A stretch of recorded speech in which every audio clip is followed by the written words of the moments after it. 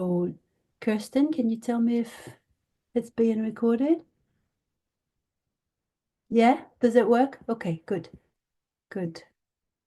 So what I would like to do is share my screen for a minute.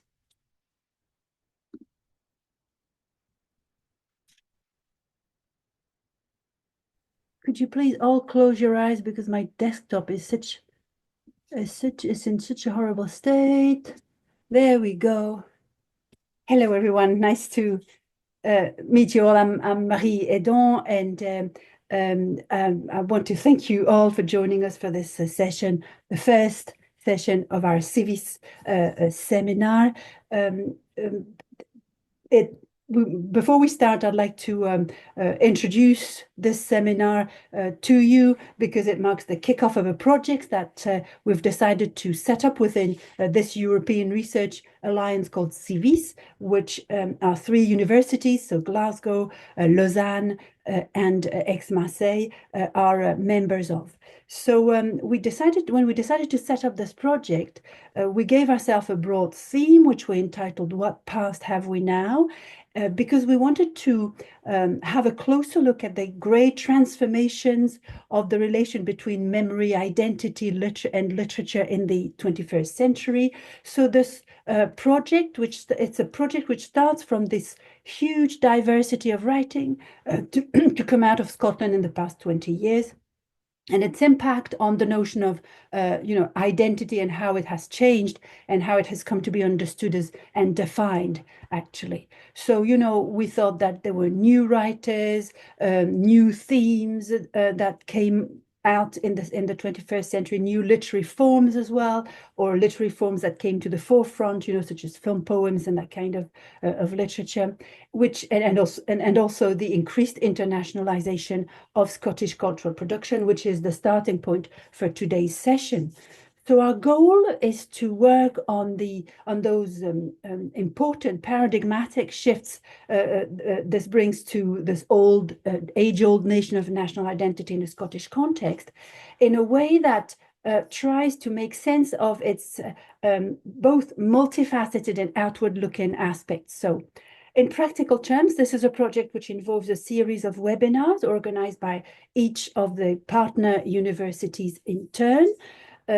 Represented by Corey Gibson for Glasgow University, Kirsten Stirling, the University of Lausanne, and myself for Aix-Marseille University. So we'll take it in turns to host seminars, and there's going to be a series of seminars, which will be followed by, in the 3rd year, by an international conference, which will be organized on the strength of the work that we've done in those seminars. So they're thematic. We've got a topic for each year as well under the general heading of What Past Have We Now? And we've also, from a practical point of view, we've decided to try and experiment with a very short format, a 1-hour webinar, because we think that it would help everyone to make the time to attend. So this year, which is, the first seminar being this one, we entitled The Political Horizon of Devolution. It's hosted, our first seminar is hosted at Aix-Marseille University, but, this is a very theoretical concept when you talk about a seminar that takes place on Zoom, but, the first, and the first session of which welcomes 2 speakers who are actually in Glasgow. So, it's very theoretical. But we wanted to start the series of events with Alasdair Gray. We thought it was a fit starting point for our seminars, and when we look at the evolution of Scottish literature, our 2 speakers have been kind enough to accept our invitation to speak about Gray, and more particularly about Poor Things. So I'm very happy to welcome Sorcha Dallas, the custodian of the Alasdair Gray Archive, and Lauren Forde, a PhD student at Strathclyde University and the Alasdair Gray Archive. They'll be talking to us about revisiting Poor Things from an archival point of view. Sorcha will give us an introduction into the Alasdair Gray Archive and discuss Poor Things and its digital guide. And then Lauren will discuss her work on this book as part of her CDA. Before I hand over to you, Sorcha and Lauren, I just wanted to announce our spring seminar, which will take place in Glasgow in March, the 27th of March, which we titled Indiref and Scottish Literature. It will be chaired by Corey Gibson, and it will pick up from a recent roundtable at the Nottingham World Congress of Scottish Literatures, which addressed the devolutionary and post-devolutionary period. And this is a seminar which will interrogate the usefulness of referenda as markers in literary history, but that's for our second seminar. For now and for today, I'm happy to hand over to our first speaker today, and thank you again, Sorcha Dallas. Just going to have to unshare my screen, Sorcha, so that you can share yours. I think it should be all right now. Great. Is that working now? Yes, it is. I can see it. Great. Thank you so much to Marie and to Kirsten and Corey for inviting myself and Lauren this evening to speak to you about Poor Things. So I'm going to do a bit of a slight meandering preamble into talking about Poor Things in the digital guide, so bear with me. But to start off, when Alasdair Gray died in 2019, his work was in danger of being divided up and disappeared. The Alasdair Gray Archive was set up to prevent this from happening, to honour his wish in the right to access culture for all and to fix it in the city to which it's inextricably linked.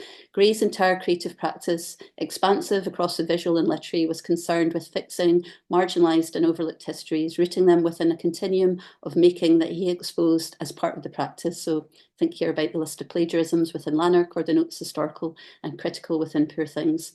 AGA is an interdisciplinary arts and heritage organisation with public engagement and creative commissioning at its core, and our socially conscious model of making uses Alasdair's own approach as a methodology for creating new work.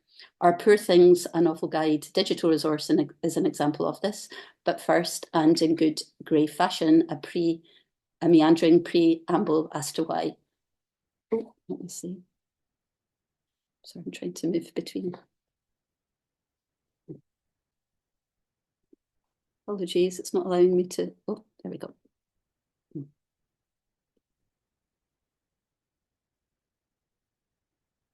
second. Okay. There you go. Sorry. Okay, so the writer Liz Lockhead described Gray's relation to Glasgow as him being a poet of this city in prose and painting, like Dickens with London. He was a painterly writer, a literary artist in residence who claimed the right to live in the present whilst in dialogue with the past. His work was expansive and visionary, often extending into the city itself through civically cited murals, but the modest conditions in which they were produced were always domestic, often borrowed and temporary. By 1991, he was frequently using in his books the epigram, "Work as if you live in the early days of a better nation," with this phrase quickly becoming adopted as the slogan for Scottish opposition to Thatcherism. In 2004, this text was engraved in the newly opened Scottish Parliament building in Edinburgh on the Canongate Wall.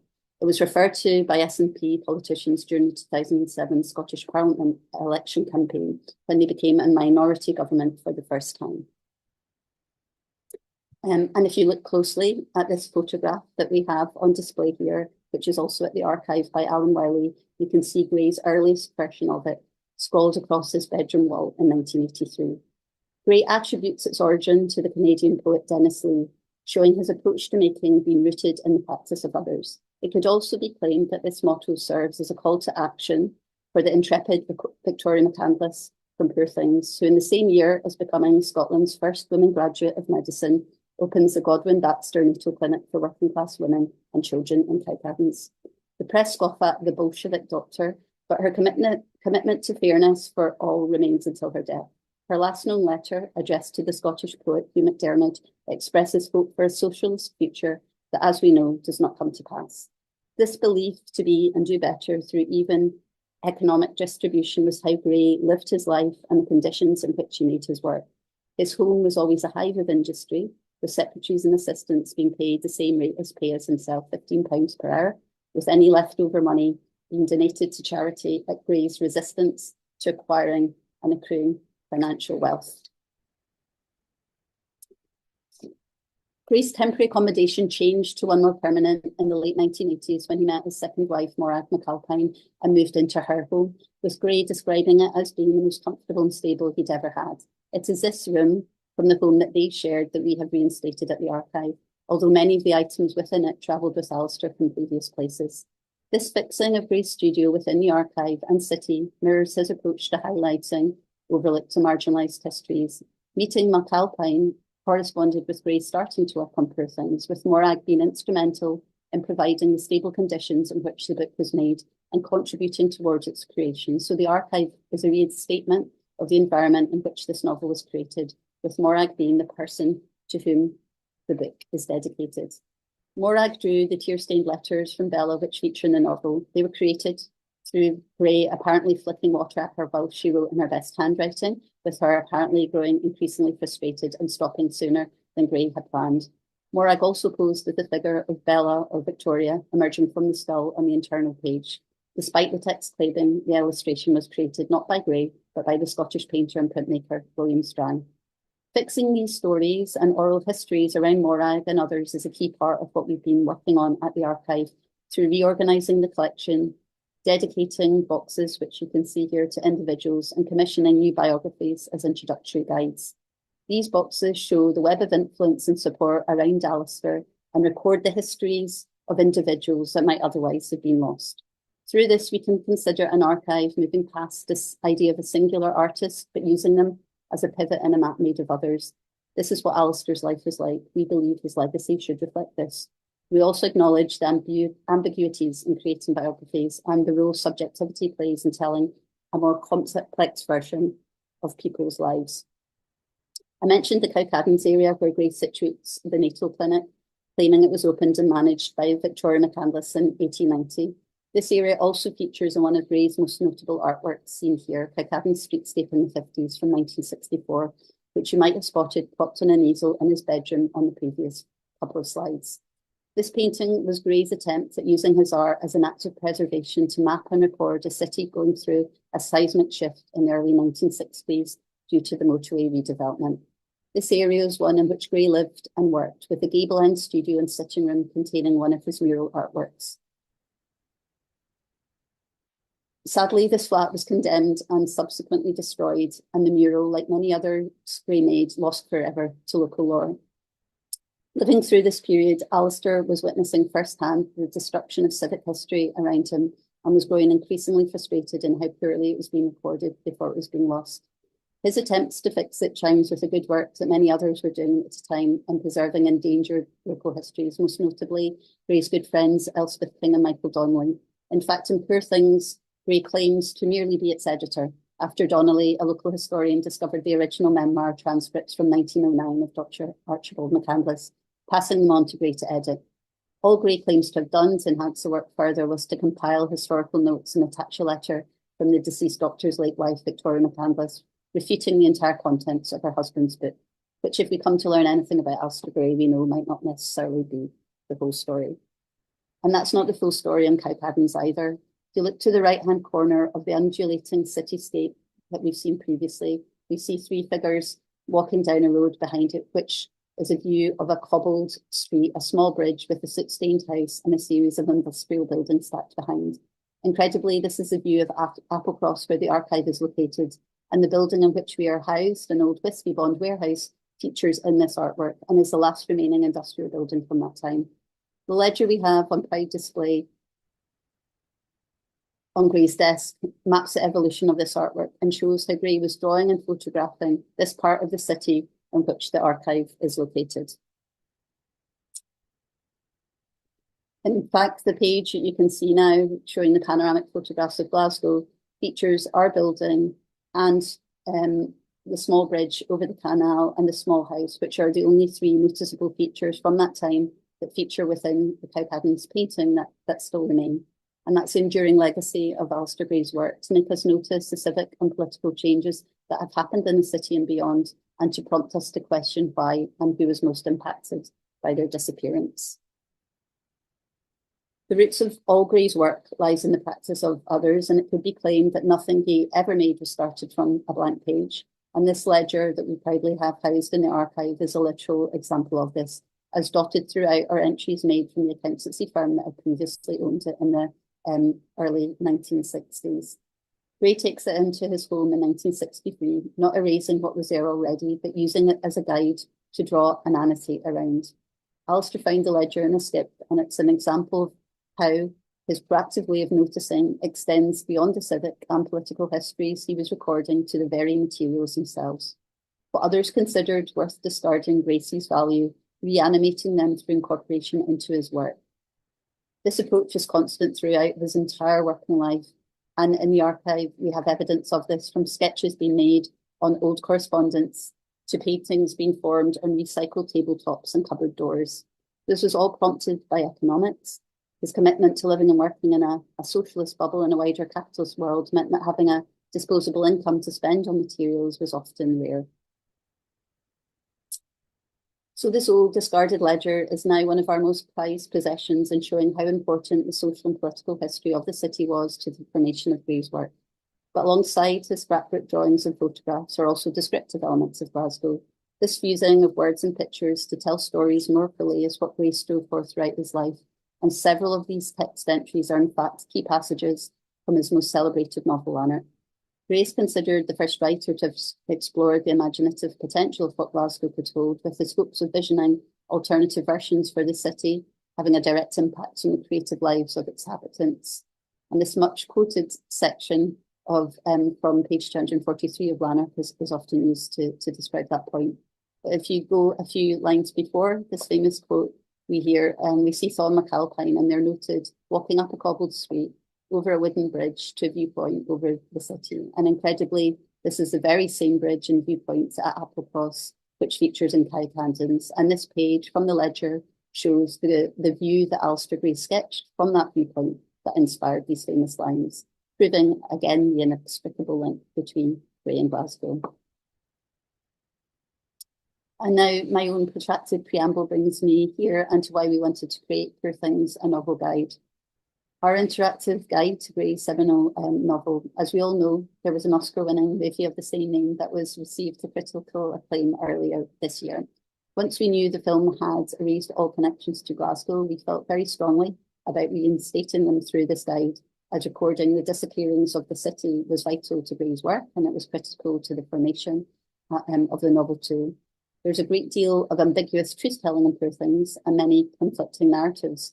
Our Poor Things novel guide explores these contradictions and unmasks the city, people, places and politics of the novel, which make it so distinctly Gray and a uniquely Glasgow story. Digital's always been really crucial to proving the value of our collection and to why Gray's work matters beyond Glasgow. It was essential at the start for us as a way of connecting and building a community in the midst of the global pandemic, and it continues to be a crucial part of our programme.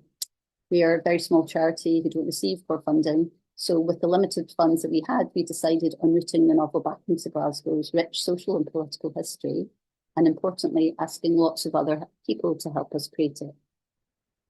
Making the case for why Gray's work matters and proving the value of our collection through working with others has been a really key point since inception. So from that, what we have started to do is develop this creative ecosystem, which is a model by which we drive engagement with our collection and all of Gray's work under these three headers of public engagement, creative commissioning and education. And through embedding Gray's ethical framework within the organisation, we have tried to create a model that reflects his own approach to making as a socially focused action.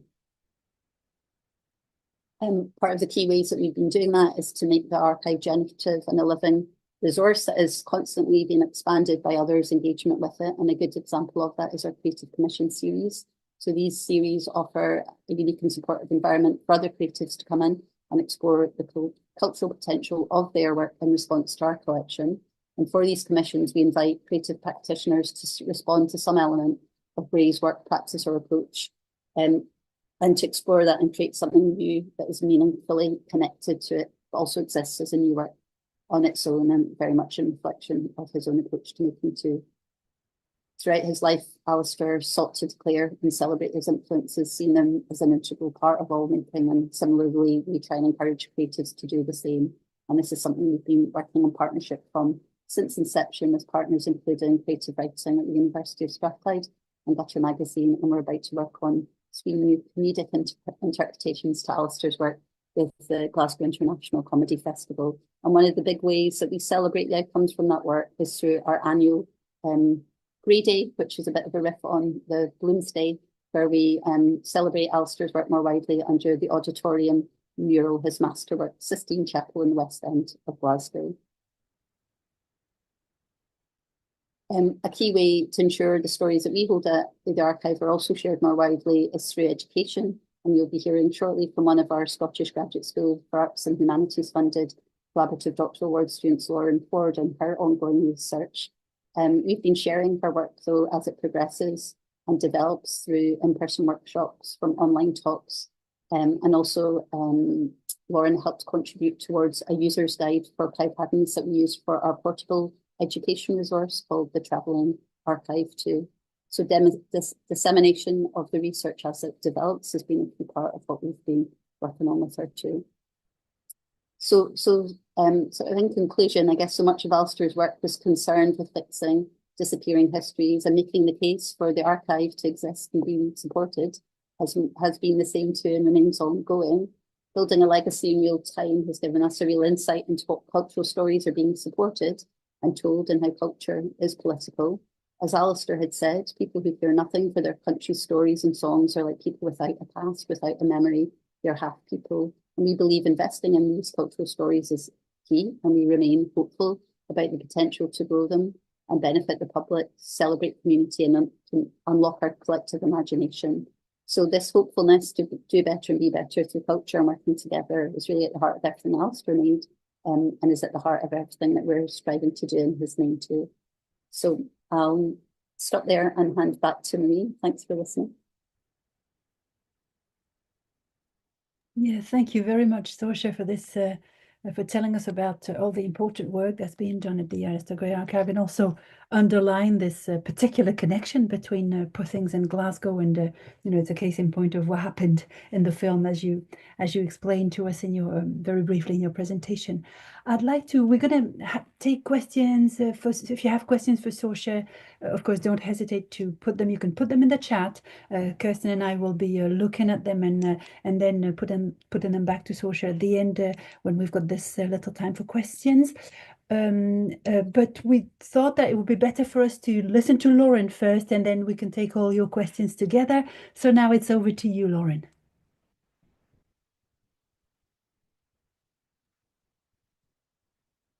Hello, can you see my screen? Yes, great. Yes, we can see it. Okay, so hi, my name is Lauren Forde. I always, for some reason, write my own name just to remind me to say it or to not forget it in my talk notes. As Sorcha said, I'm a SAGSA-funded researcher. I'm doing a collaborative doctoral award with the University of Strathclyde and the Alasdair Gray Archive, and my thesis is exploring Alasdair Gray's portrayal of Glasgow as a disappearing city. And today, I'll be sharing my research on Poor Things, exploring the transformation of Victoria Hattersley to Bella Baxter as an allegory for Glasgow's transformation from an industrial city to European City of Culture in 1990. For those unfamiliar with Alasdair Gray, he often described himself as a fat, spectacled, balding, increasingly old Glasgow pedestrian. It's a classically Scottish self-depiction, but Alasdair was, of course, so much more than this. He was a working-class Scottish polymath, and with over 65 years of output, Gray turned Glasgow into a city of the imagination by harnessing a specific technique using words and paint to create a kaleidoscopic view of what he considered Glasgow to be, a disappearing city. In the Alasdair Gray Archive, as Sorcha has discussed, there's evidence of Gray's devotion to Glasgow, which we can see in his ledger from the 1950s, which he found in a skip and repurposed as a civic history book, containing sketches, photographs, newspaper clippings, and diary entries documenting the Custodian's era in Glasgow before much of it was demolished to create the Inner Ring Road, a new motorway through Glasgow. The ledger is arguably the genesis of one of Gray's most prolific paintings called Custodian Streetscape in the 50s, which you can now see in Kelvin Grove Art Gallery and Museum. And the painting captures a panoramic, surrealist view of Custodian's pre-motorway, ultimately preserving a view of the area that now no longer exists. There's one entry in the ledger which outlines the fragility Gray saw in Glasgow and the power he found in his practice. He wrote, "Oh, when I consider the litter of ideas and writings, doodles and deliberate sketches, fragments of verse and prose I accumulate as I live, they seem not to be an assortment of activities, but part of a single effort to redeem experience totally. For the tiniest fragment from years back may become the seed of a new picture or provide the only detail which will complete a poem or give exactness to a scene. I have the power and the patience to reconstruct my own lost civilization from the scraps in my middens. I want my art to use all my life, make all of it significant, redeem it completely." This line allows us to see Glasgow through Gray's eyes as a field of inspiration where his sketches and writing can become seeds to grow new works that reconstruct Glasgow, what Gray would describe as his disappearing city or his lost civilization. But has Glasgow disappeared? We've still got the Clyde, a north, south, east and west. We've still got museums and art galleries, libraries and parks, and a huge People Make Glasgow sign, which aims to endorse the power of Glasgow's people in defining the city's identity. The Glasgow of the past and the Glasgow of the future may seem like two different places, but they are both still Glasgow. The city hasn't disappeared. It's changed, adapted, evolved, and transformed into a different version of itself, but in many ways it remains the same. Arguably, its perception of the transforming city, the longing for a time which is past, which made Gray view Glasgow as a place that had disappeared. But if it truly is the people who make Glasgow, then what can they tell us about how Glasgow has transformed? For those unfamiliar with the novel, Poor Things is a Victorian Gothic pastiche made up of 3 sections which offer 2 opposing accounts of one woman's origins. The novel begins with an introduction written by the fictional editor who is curiously named Alasdair Gray, where we learn that the main body of the novel is a Victorian memoir written by Archibald McCandless. In Archibald McCandless's account, he tells the story of a pregnant woman who attempts to end her own life by jumping into the Clyde. Her body is rescued and she is resurrected by a Glaswegian scientist called Godwin Baxter, who replaces her own brain with that of her unborn child's. And this Frankenstein-esque creation, made up of baby's brain and adult body, becomes known as Bella Baxter, who starts her life again with a new identity psychologically, but carrying this new identity is her old body with the physical memory of her past. The second account is told through a letter from Victoria McCandless, who claims the real identity of Bella Baxter and refutes all the fantastical elements told in Archibald's memoir, offering a kind of lifelike tale on the events that led her to the scientist Godwin Baxter. Today, I'll be focusing on Archibald's account of Victoria Hattersley's transformation into Bella Baxter, and what I'm interested in is exploring the ways in which we can view this as an allegory for Glasgow's transformation from an industrial city to European city of culture. So why am I doing this? Well, Kirsten Stirling led the way in exploring Bella Caledonia as a national representation of Scotland and an avenue to explore the disparity between Scottish and British identity. Bella Caledonia can be understood as a visual depiction of Bella Baxter in the novel. In Stirling's assertion, you have the brain, the psychological identity, as feeling Scottish, although the physical body representing this identity is the British government. I aim to invert Stirling's framework. Rather than using the national Bella Caledonia as a national representation of Scotland, I will instead use the local Bella Baxter as a representation of the local city, Glasgow. I'm interested in the duality of Bella Baxter, a sort of hybrid creation made up of body and mind, mother and child, past and present. Like Stirling, I've decided to divide Bella into 2, where I will view the body as belonging to Victoria and representing Glasgow's industrial past, and the brain to Bella Baxter, representing the city's new cultural identity of 1990. And in the novel, transformation is everywhere. As Bella Baxter explains, movement turns dead dogs into maggots and daisies, and flour, butter, sugar, an egg, and a tablespoonful of milk into Abernethy biscuits. And movement causes pain when solid bodies knock into living ones, or living ones knock each other. So to stop us getting knocked dead before life wears us out, we have generated, developed, evolved, acquired, invented, matured, gained, and grown eyes and brains to let us see knocks coming and dodge them, and how beautifully the whole godly clam jamfrey works. That is a real mouthful. Before I delve into the allegory of the novel, I'm going to give a brief overview of how Glasgow's identity transformed between the 19th and 20th century. In the 19th century, Glasgow forged its identity as an industrial powerhouse with a significant working class population. Following World War I, Glasgow's industries fell into prolonged decline, and although this picked up slightly during World War II to aid the war effort, this did not last. With the closure of factories and shipyards, global competition, the creation of new towns outside of Glasgow, the deployment of around 250,000 people out the city, alongside the construction of the motorway through predominantly working class neighbourhoods and the creation of high-rise flats, the city experienced mass unemployment, poor housing and dire social conditions, ultimately forging the negative outward image of a suffering city. Now, that's all pretty dire, but for the working classes in Glasgow, it's important to recognise that this was often the reality of what they lived through. By 1983, Glasgow attempted to rebrand itself and shake off its dirty and dangerous image by launching the Glasgow's Miles Better campaign to change the city's outward image and to encourage people to view Glasgow in a more positive light. Having done the groundwork, by 1986, Glasgow prepared itself for a full transformation, shedding off its industrial past as the city was nominated as the European City of Culture. However, this identity transformation did not come without its backlash, particularly from the Workers' City Group, who formed in 1988 in response to Glasgow's nomination as European City of Culture. The Workers' City Group, which included the like of James Kelman and Alasdair Gray, fought for the working class and workers' view of the city. The workers felt as though Glasgow's new cultural outlook was overshadowing working class history and neglecting the real suffering of poorer folk within Glasgow. I'm going to start by analysing the ways in which we can compare Victoria's mind and body to Glasgow's Victorian industrial past by investigating the real locations that are anchored onto our narrative. Gray's choice to name the character Victoria also suggests this tie between Victoria and the Victorian era. The most crucial of these locations is the Clyde, where Victoria ends her life.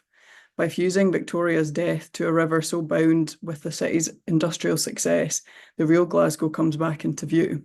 Further, when Victoria jumps into the Clyde, Godwin states, "She did not jump feet first like most suicides. She dived clean under like a swimmer, but expelling the air from her lungs, not drawing it in, for she did not return to the surface alive."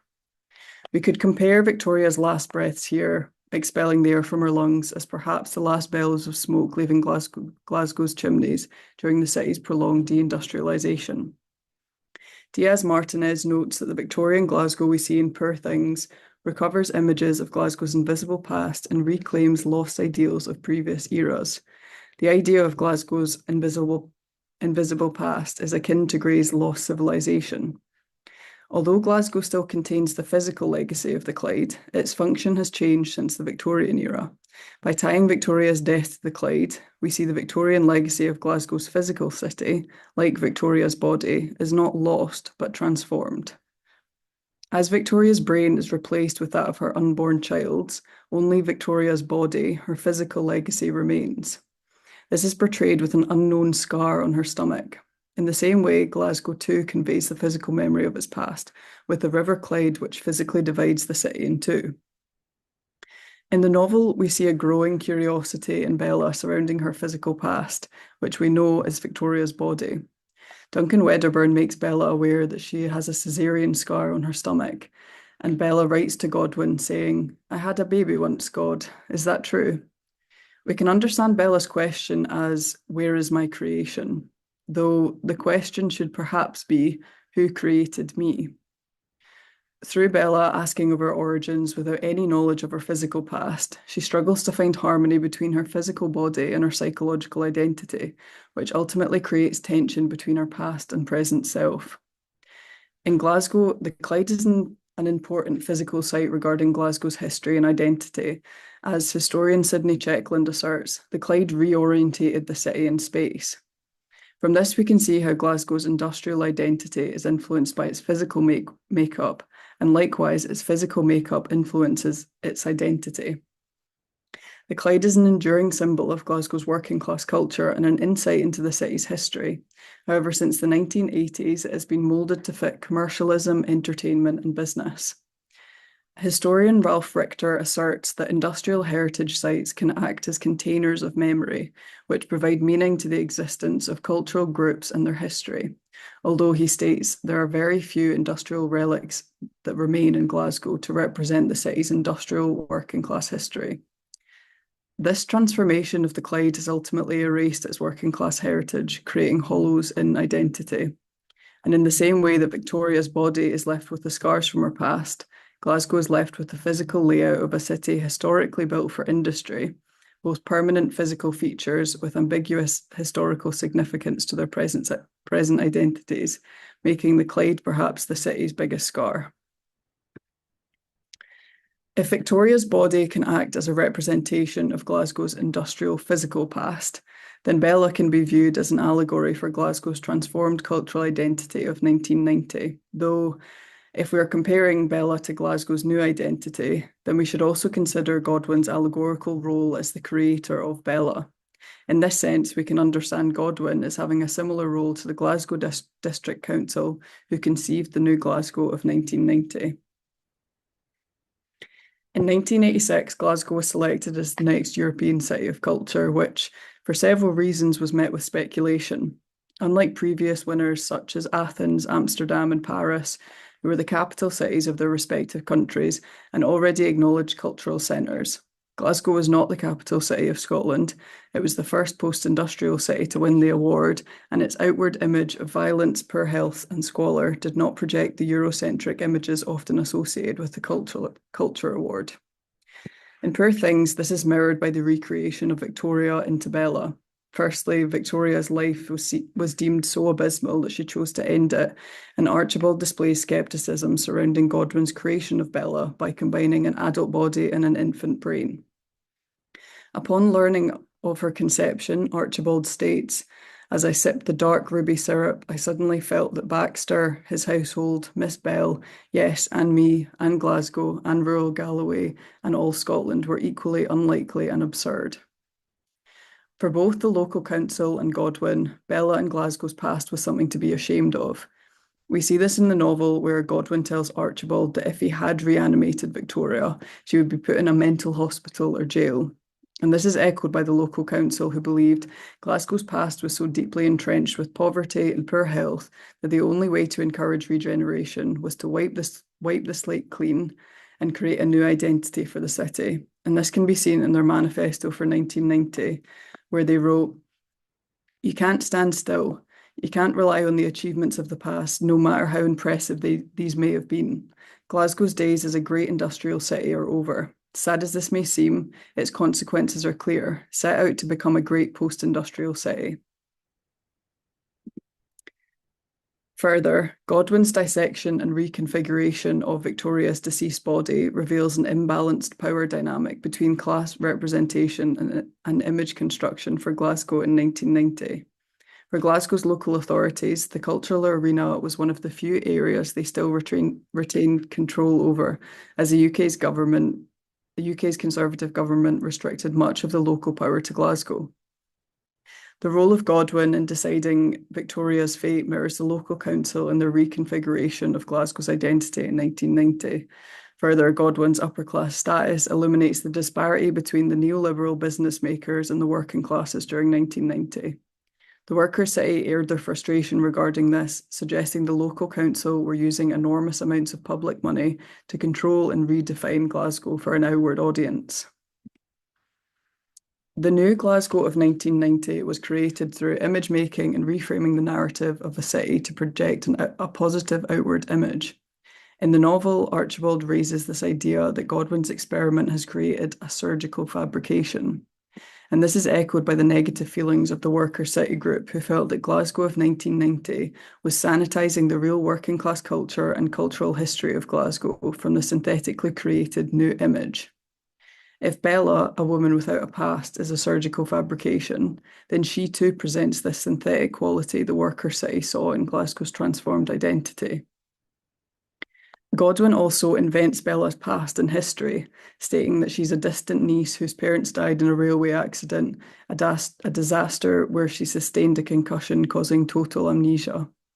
Godwin's new identity for Bella further exposes a power imbalance between them, as he asserts himself as the creator of her new identity and author of her history. This was a major area of contention too from the workers' side, who felt that the working class history of Glasgow was being rewritten, erasing the realities of the city's inhabitants. Although my analysis today has predominantly focused on the workers' city critique of the Cultural City Award, it's important to state that the award did in fact allow Glasgow to transform its negative outward image and has since been adopted as the blueprint for post-industrial cities to regenerate through culture. In the novel, as Bella becomes a successful independent socialist after being transformed, there is space to investigate Glasgow in the same light, which I plan to do in future. But as we've learned today, transformation is a process which involves disappearance, and in 1990, the working classes bore the brunt of the city's regeneration. In many ways, Bella's search for her past reflects the workers' city group's plea for working class history to be acknowledged within the cultural year. Bella believes she is only half a woman without her past, as her psychological makeup differs from the physical body that represents it. Through the same lens, we can view Glasgow of the 1990, projecting a renewed cultural identity in the same physical city with little acknowledgement of its past. Therefore, when Bella views herself as only half a woman without her past, Glasgow too could be considered only half a city. Thank you for listening.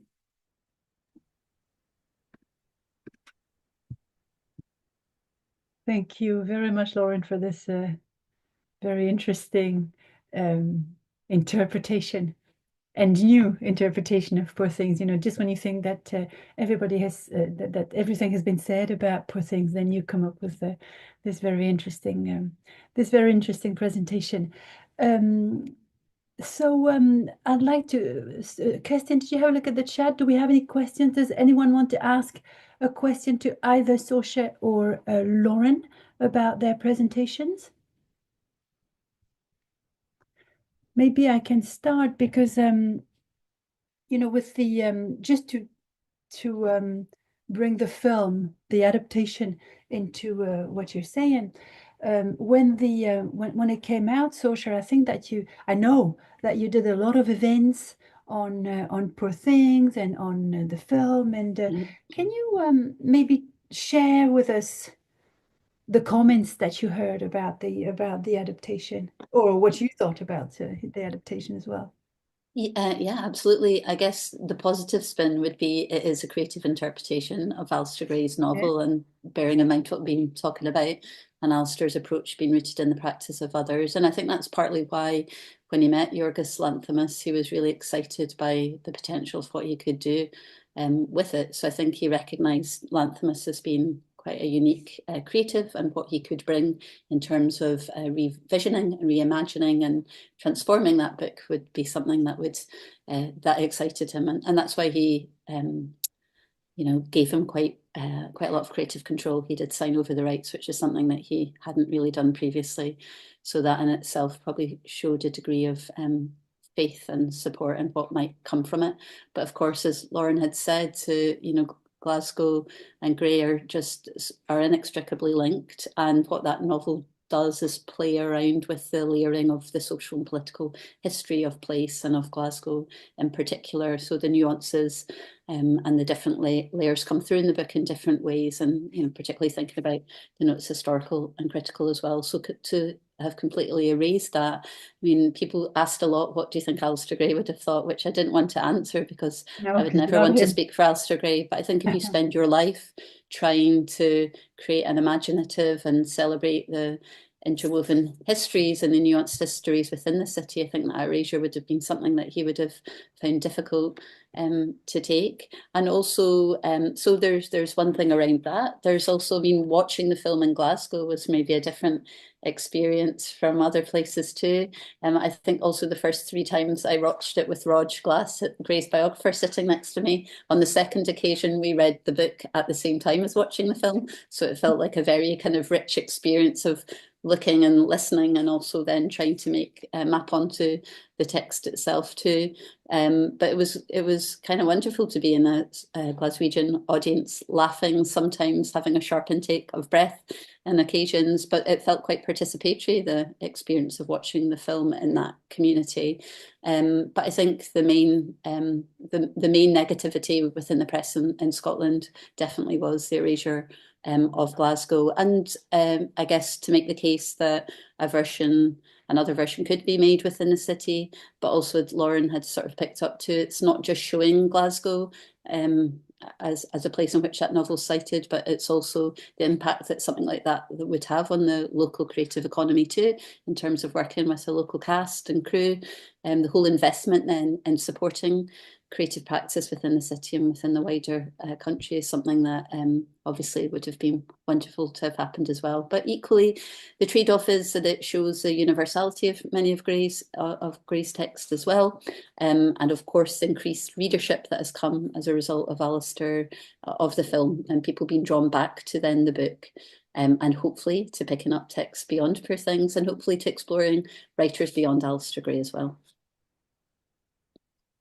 Lauren, would you like to say anything about that, about the film? Because I suppose that you also have your own opinion, especially in the light of what you've just said about this intimate connection between the novel and the history of Glasgow, which you managed to show to us very convincingly.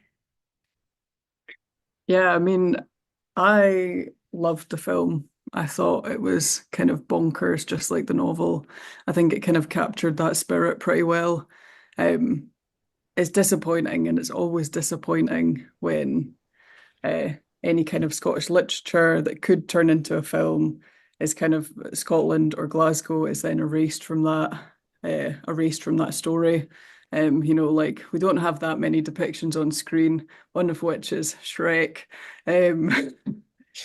So, yeah, just like Scottish characters that you find on the TV. So this would have been a nice opportunity to kind of, as Sorcha says, have Scottish actors set it in Scotland. But I did enjoy the film, and I think, you know, he had the creative license to do what he wanted with it. But yeah, a bit of a shame. Yeah, can I just, and then Kirsten, you can come in. In my introduction, I said we wanted to look at the internationalization of Scottish literature as well. That's one of the things that Corey and Kirsten and I are interested in as well. You know, not just Scottish literature, how can I say, in a purely Scottish context, because now, you know, it's not exactly the same thing. We've got Scottish literature courses in French universities, in Swiss universities, in universities all over, in Italy, in all over Europe. So, and there's also the internationalization of authors. So maybe such a film would be an example of internationalization of Gray himself, although you'd have to I had a look at the reception in France. You know, you'd have to think of how it goes. And I remember, you're too young to remember, Lauren, but maybe some people in the audience will remember when Braveheart came out. Yeah. Braveheart is a completely different thing when you look at it from a different country. And there was this French actress, Sophie Marceau, who was in Braveheart, and she came on French TV. It was told me by a friend, told me that because I didn't see it, but she came on French TV and to be interviewed about Braveheart, and she said, well, yes, it's a great movie, and it taught me a lot about the history of Ireland.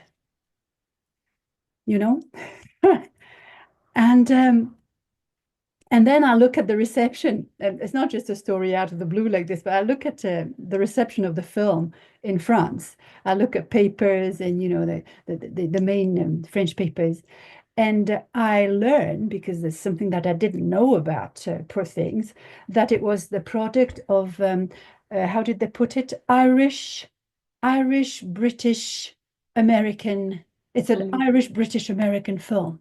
Yeah, one of the production companies is Yeah, pretty yeah, of course. successful. Yeah, based in Ireland. Of course, that's the reason Mhm. why. But you know, Mhm. seen from a foreign perspective, then what you get is that, oh, okay, it's all about Ireland, Britain. Mhm. People don't think of, you know, when they think from France, when you tell them Britain, they think England. So the only place that's actually missing is the place that the book was written in. Yeah, I know. I find it interesting to reflect on it again now with the more recent adaptation of Amy Liptrop's The Outrun, and thinking about how, you know, her being so kind of central to the reimagining of that from a book into the adaptation that we see on the screen, and also how so much of it was obviously using kind of cast and crew from Scotland, from Orkney as well, and that rootedness back to place. It feels like a really sympathetic and nice way to take a text and to think through how to meaningfully connect that to place and to involve others within that process. Yeah. Kirsten? Thanks to both of you for your papers, and thanks to Lauren for citing me at the start of that. I think what struck me about Lauren's paper, following up on what we've been saying about the film, it's I love the film as well. I mean, I think it reminded me how crazy the Bella section of the novel is, because I've read it so often, it kind of made me see it again for the first time. But what I missed almost more than Glasgow was the allegory that's there in the novel. And what Lauren's paper shows is that we can read Bella in different ways. You know, I read her one way, you're reading her out of that as Glasgow, and what I've always felt about Poor Things is that it's many things to different people. Now, maybe people are getting that out of the film, I'm not sure, but I felt that I've had many, this is unscientific, many informal chats with people who'd never read the book, people completely outside the Scotland and the Scottish lit circle. And when I say, oh, well, you know, there's this Bella Caledonia idea, and so we can read her allegorically, they say, oh, I need to go back and think about that again. It makes more sense to me. Whether you read her as Scotland or as Glasgow, or I'm sure there are many other ways to read her. But I felt that the film kind of emptied out the allegorical dimension. Possibly, I don't know, viewers of the film in the audience did find an allegory in it, and I'd be interested to know. But I think Lauren's paper really reminded me of that element. I'd be okay with Glasgow not being in it if I could find what the alternative allegory was, but I'm not sure I found it. Duncan? Hi. Yeah, first of all, thanks for two great papers. If I may, because I've been thinking a lot about the film recently. I also loved it, but it kind of struck me going back to reread the Alasdair Gray's own script, which I first encountered back in 2002, I think, when I was on the Scottish Screen Lottery panel, and that was the second time that it had been given money, and it's a very interesting script because you know, I mean, the whole thing about adaptation studies is forget about fidelity, but that script, and you know, for maybe obvious reasons, it was Alasdair's own script, that the fidelity is extraordinary in terms of yeah, there's things you have to do to turn a 350-page book or however it is into. Although actually the script's still quite on the long side, but you know, to turn something that would be maybe a 2-hour, 2.5-hour movie, you have to miss things out. But in terms of the stuff that I think from a sort of why do we love the book? Well, most of these elements are in the film. Although interestingly enough, I do think when you get rid of the idea of the editor and you also kind of truncate the letter into effectively just a wee bit of a spiel at the end with one scene that's kind of, you know, shown twice, which is the death of Godwin Baxter. It's kind of fascinating, but in some ways you kind of have to put it all to one side. And I think ultimately what I thought was interesting about Lanthimos's film is it was Lanthimos's film and it was Emma Stone's film. And the fact that it was built, the fact that it focused on, one story rather than, if you like, a contested story, in a way that mainstream cinema does, because in many ways it's a mainstream film that's given the Lanthimos kind of, sort of bonkers sort of thing, as Lauren put it, which is why I think Lanthimos is such an interesting director. He can somehow manage to, kind of make films on fairly big budgets now, that on one hand are mainstream, on the other hand are kind of quite challenging and do things differently. But I kind of felt increasingly how hard or even impossible it would have maybe been to have made a satisfying, Scottish version, given the constraints that you have in trying to make a film in Scotland, even now. And Ian Brown, spent more than 10 years trying to raise the finance for the Scottish version, which was going to have Bobby Carlyle in it. It was going to have Helena Bonham Carter in it, Jim Broadbent, a very different kind of cast. And one where, if you like, the realism and the fantasy kind of also were in there. Whereas I think Lanthimos is like, oh, let's just make the whole thing a phantasmagoria, was kind of like probably better than trying to replicate something that Alasdair Gray did supremely well in pretty much all of his work. And then you just end up with something that feels like it's paying lip service, but is just inferior, as opposed to something that's different. And I think for me, that was the thing that did it in. But I would love to point more people in the direction of the script, because the version that's in a Gray playbook is pretty much the final version. I think I went back to the archive and had a look at what's in the library, and you see the various versions, but actually even the first draft's fairly close to what the very end is. There's a lot of tinkering with the framing device and what's said at the end and all of this. But yeah, so sorry, I'm rambling a bit, but I think the script itself is something that is of great value, and thinking about, could that potentially form the basis of something, or I'd love to see an animated version of that script, I think, because in a way it just brings the script to life rather than necessarily imposes actors and sets and all that kind of onto it. Thanks for that, Duncan. It just made me think, I don't know if you've seen the Lanark script that he made too, which reads a bit like a storyboard. When you talk about the kind of animated version, I think there's real scope to think about his work and maybe explore some of those sort of fantastical kind of elements and root it in kind of realist or other depictions of the city that isn't maybe constrained to a more filmic version. The animative quality of that could really lend something different to it as well. You need to come and visit. We've got another version of the Poor Thing script that you're talking about here with yet more annotations to it as well. So yeah, need to show you that when you come and visit as well. I would love to, yeah, thanks. Yeah.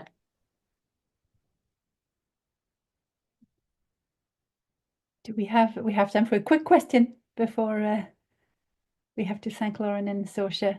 Just one of the things that just a quick reaction to what you were saying, Duncan. How hard it's going to be to come up with a satisfying Scottish version. I think that one of the challenges, and that's why I think everyone or a lot of people love the film, there's very few bad reviews in the French press, for example. But that's one of the things that the thing that happened is that they really don't know, for most of them, that it's an adaptation of a novel by a Scottish writer. So all it is about is, this is a sexual liberation of a character, and it's also crude, and it's a feminist tale. But what you were saying made me think of, it's just such a complex, and Lauren's presentation, Sorcha's presentation made us not realize, because we know it, but we just remembered that when we were listening to you, that it's such a complex novel, that you can enter the novel through such a variety of angles that it would be difficult to make it a satisfying version, full stop, not even a satisfying Scottish version of the novel. So that's why maybe we can all agree. Carla, you want to say something about that? Would you? Right. Well, thanks very much. It's incidentally, I've just started teaching poor things down here, which is an interesting experience. They just don't know where Glasgow is, but that's students today. So, that's a sort of starting point. No, just a final. I enjoyed everything, and thank you so much, actually. A bit of a challenge over a provocation, but isn't that what literature is about? When a literary text crosses borders, something happens, and that's the whole point, actually, of translations, adaptations, and different countries and different, readers will bring something new to that book that perhaps no one has thought of, or again, a different interpretation. I mean, think of Shakespeare, has been obsessively restaged all over the world, and no one is complaining if suddenly, Prosper is black and Caliban is white, and, all the reversals, appropriations, and adaptations that happen. That to me is a sign of health of Scottish literature, even though, yes, obviously, as a Scottish literary studies, I was also a little bit sad not to be Glasgow there, and the Glasgow girl, that's the other thing. So I was personally quite sad not, to see that Glasgow was not there. But he made choices, and I think the final outcome is actually brilliant in many ways. It was very successful in Italy, as far as I see, and reviewers were very positive, and not all of them acknowledged, actually, that it was based on Alasdair Gray's book. But yeah, okay. But still, some did. But on the whole, I think it is interesting. And yes, the fact that perhaps it's not presented as a quintessentially Scottish work is not entirely negative. I don't know. Just a final. Yeah, in France, I don't think I saw a review that said that it was an adaptation from a book by a Scottish writer. When Gray was mentioned, but I didn't read all of the reviews, obviously, but I skimmed through quite a lot, and it was all whenever he was mentioned, it was only a writer and the name. So the whole Scottish thing is completely evacuated. We have time for one quick question from Lola, who wanted to say something. Yes. Thank you for everything.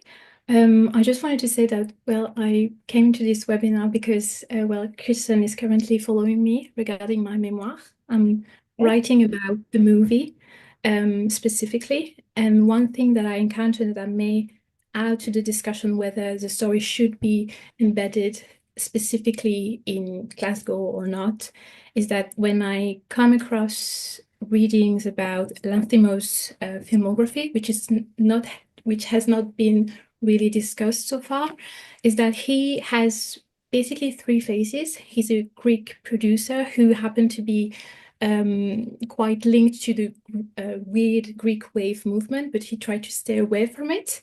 And when he reached, let's say, international recognition with The Lobster first, then Dogtooth, and as well as The Favourite, where with The Favourite he reached like mainstream cinema. It's very interesting because he tends to take many tales that could be embedded in a very specific socio-political context and made them as if the more important part for him in his work is power dynamics. So the decision to extract it from its, Scottish, I say, nationality and side, etc., may be interesting in terms of what was the main focus for Lanthimos. And it's all about power dynamics, sexuality especially. So this is why we have critical reception that mostly discusses sexuality. But yeah, that was just a small addition to that. Thank you. Well, look, this is the end of our session together. So I would just like to finish off by thanking Sorcha and Lauren very much again for a really stimulating for two very stimulating presentations on Gray. You make us want to come to the archive again and look at all your material. So thank you for your interpretations as well, which were really great. This has been recorded, so there'll be a recording available if you've missed something and you'd like to watch it again. Thank you again to our speakers, and remember, this is a series. So in March we'll be talking about a different topic, but the seminar goes on. Thank you again. Bye, everyone. Thank you, Sorcha. Thank you, Lauren. Thank you, everyone, for coming.